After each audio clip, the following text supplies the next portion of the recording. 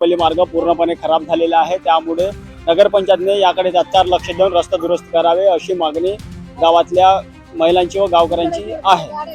सध्या आम्ही प्रभाग क्रमांक 16 चेरपली या ठिकाणी आलेलो आहोत। सध्या या गावातील महिला आहेत, रस्ता पूर्णपणे खराब झालेला आहे। आपण यांना विचारूया। खराब आहे, घरांवर मस्त धूळ येत आहे।